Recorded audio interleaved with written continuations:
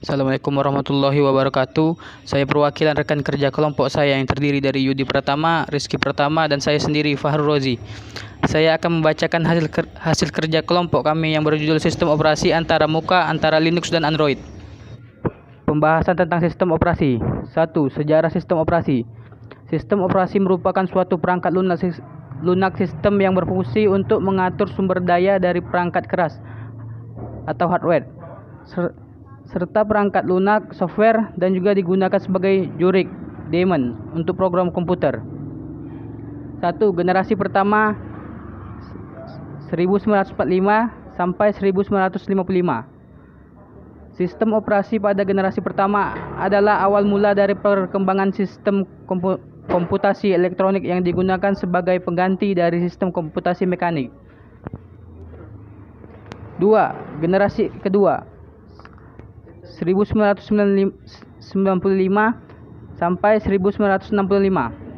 Pada generasi kedua, sistem komputer telah memperkenalkan yang namanya BPS, Batch Processing System, yaitu task yang dikerjakan pada satu rangkaian, kemudian akan dieksekusi secara berurutan. 3. Generasi ketiga 1965 sampai 1960.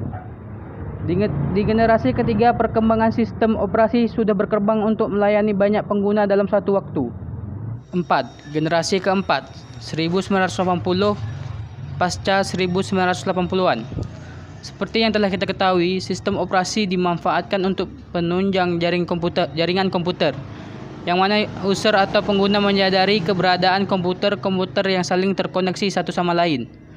5. Generasi sekarang. Di generasi selanjutnya sudah diperkenalkan yang namanya sistem di dalam suatu sistem operasi, serta telah ada suatu sistem operasi yang bergerak atau mobile yang bekerja pada perangkat bergerak seperti PDA, Pocket PC, atau yang lainnya.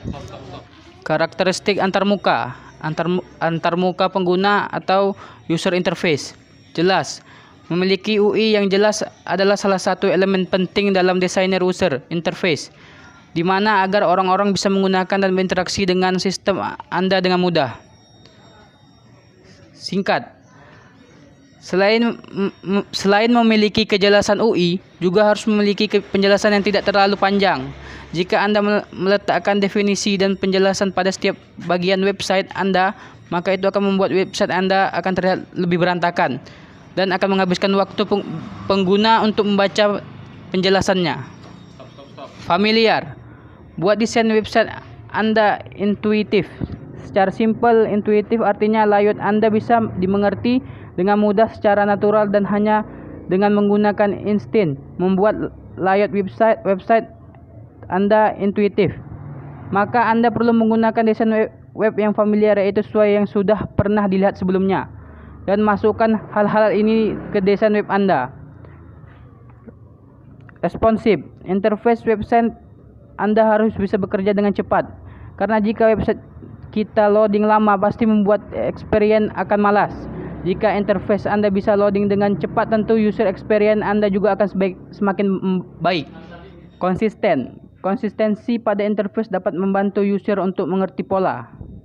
Dari satu interface, mereka bisa mempelajari apa kegunaan tombol, tabs, icon, dan berbagai elemen yang ada pada interface tersebut. Jika mereka nantinya menemukan interface yang mirip, mereka bisa mengerti apa kegunaan elemen-elemen yang ada pada interface tersebut. Dengan begitu, mereka bisa mengerjakan sesuatu dengan lebih cepat dan mempelajari fitur-fitur baru dengan lebih cepat. Menarik.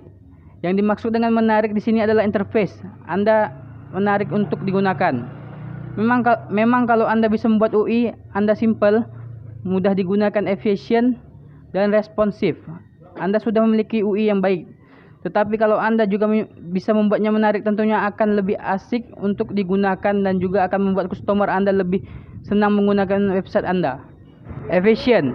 User interface yang baik harus memastikan bahwa website dan aplikasinya bisa digunakan dengan efisien. Anda perlu tahu dulu apa yang ingin user capai dan biarkan mereka melakukan langkah-langkah tanpa banyak masalah.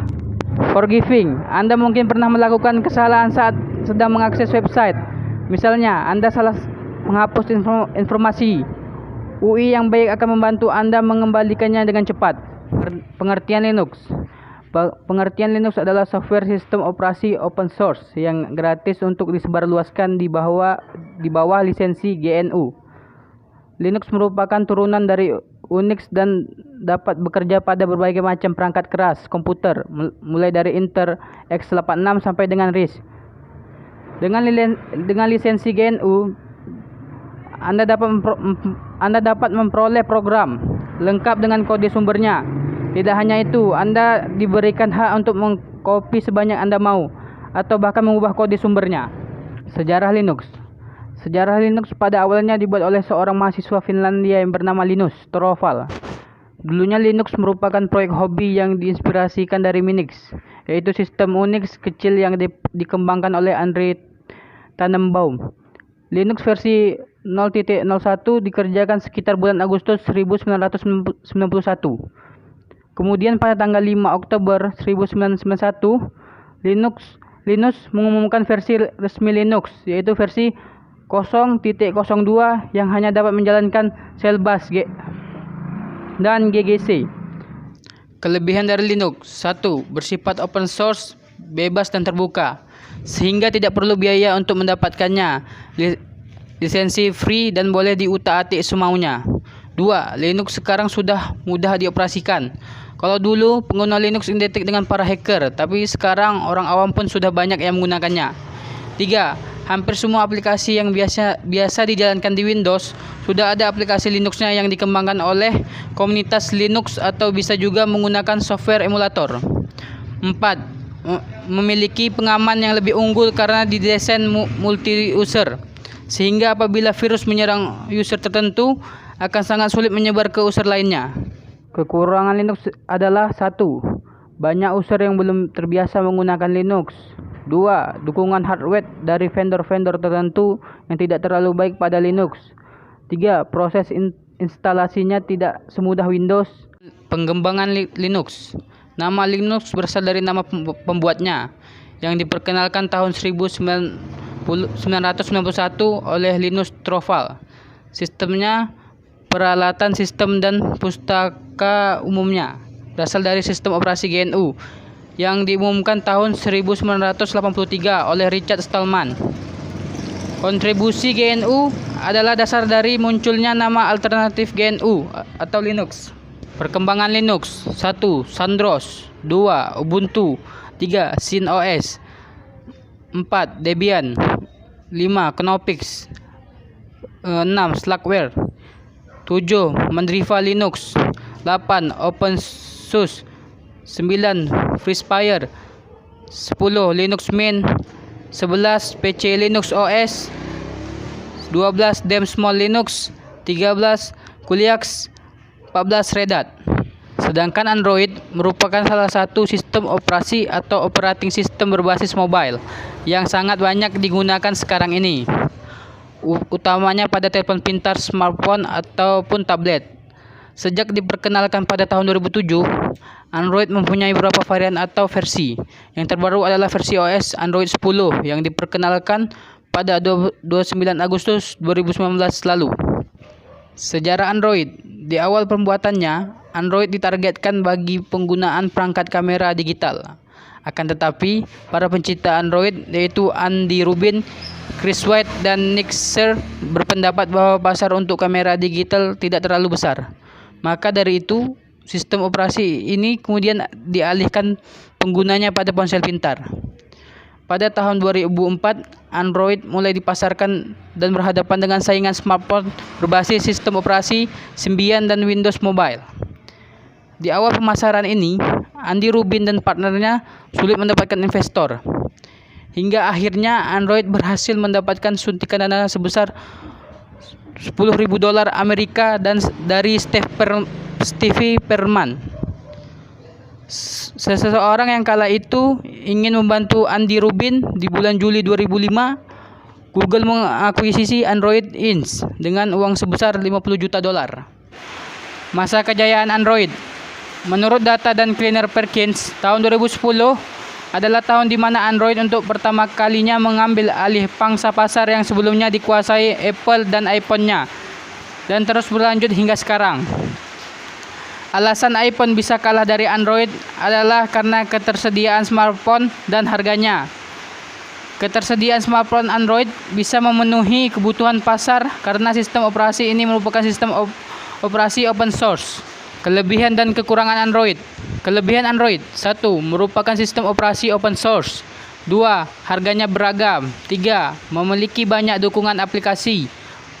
4. Mudah dimodifikasi. Sedangkan kekurangan Android: 1. Kerja sistemnya cukup berat. 2. Hasil modifikasi sering menyebabkan sistem bekerja tidak stabil dan kurang optimal. 3. Kurang responsif jika disandingkan dengan spesifikasi hardware yang tidak baik. Hal tersebut berkaitan dengan kapasitas RAM, ROM, dan kecepatan prosesor yang digunakan pada smartphone. Perkembangan Android. Sejak tahun 2009, Android mulai dikembangkan dengan kode yang dinamai berdasarkan makanan pencuci mulut. Tiap versi dirilis sesuai dengan urutan abjad. Berikut adalah informasi lengkapnya. 1. Astro 1.0. 2. Bender 1.1. 3. Cupcake 1.5. 4. Donut 1.6. 5. Eclair 2.0/2.1. 6. Froyo 2.2. 7. Gingerbread 2.3. 8. Honeycomb 3.0. 9. Ice cream sandwich 4.0. 10. Jelly bean 4.1. 11. KitKat 4.4. 12. Lollipop 5.0. 13. Marshmallow 6.0. 14. Nugget 7.0. 15. Oreo 8.0. 16. Pie 9.0. Demikian presentasi dari kelompok saya dan rekan-rekan saya. Apabila ada kesalahan kata-kata atau ucapan yang kurang dimengerti, saya dan rekan sekelompok minta maaf. Sekian dari saya dan rekan sekelompok saya. Wassalamualaikum warahmatullahi wabarakatuh.